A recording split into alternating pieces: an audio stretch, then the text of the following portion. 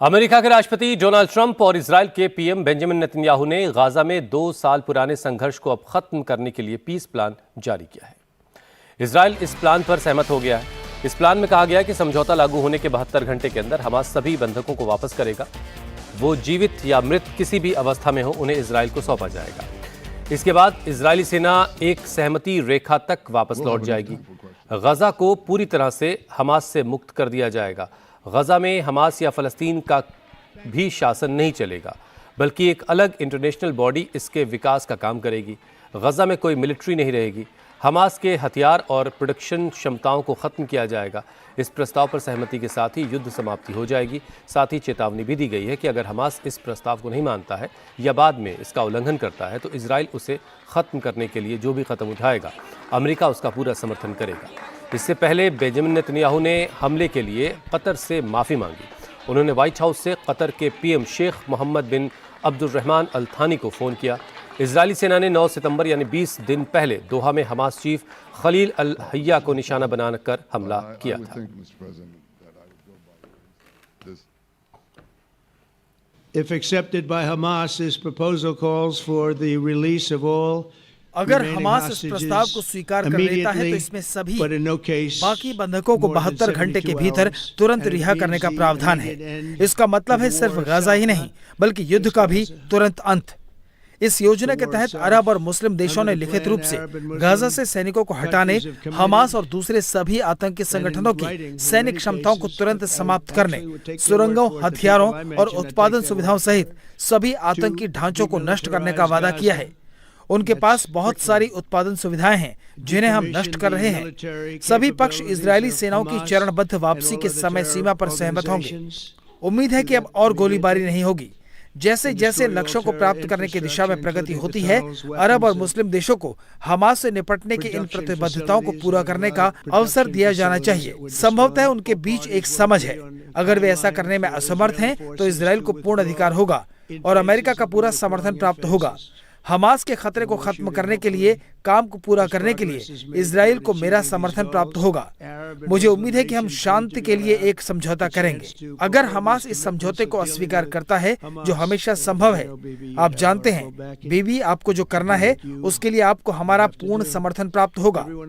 अंतिम परिणाम इलाके में उत्पन्न किसी भी खतरे का उन्मूलन होना चाहिए और ये खतरा हमास के कारण है। आतंक के अत्याचार का अंत होना ही चाहिए। इस प्रयास की सफलता सुनिश्चित करने के लिए मेरी योजना एक नए अंतर्राष्ट्रीय निरीक्षण निकाय, शांति बोर्ड के गठन की है।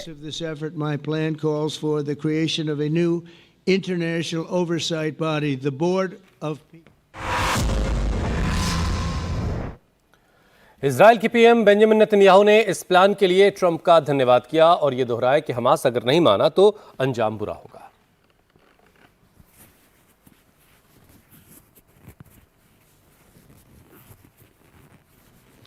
I support your plan to end the war in Gaza. मैं गाजा में युद्ध समाप्त करने की आपकी योजना का समर्थन करता हूं। इससे हमारे युद्ध का लक्ष्य पूरा होता है।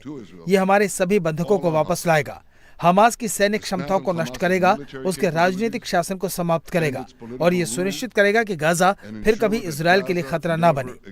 जब हम दोनों देश कंधे से कंधा मिलाकर खड़े होते हैं तो हम असंभव को संभव कर दिखाते हैं।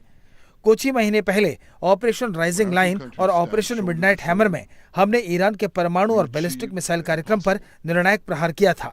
उन B-2 विमानों को भेजने के आपके साहसिक निर्णय ने इस क्षेत्र और दुनिया को सुरक्षित बना दिया। आपकी योजना उन 5 सिद्धांतों के अनुरूप है जो मेरी सरकार ने युद्ध की समाप्ति और हमास के अगले दिन के लिए निर्धारित किए थे। ये रही हमारी योजना। ये कैबिनेट में पारित होगा। हमारे सभी बंधक जीवित और मृत घर लौट आएंगे। हमास को शस्त्र विहीन कर दिया जाएगा।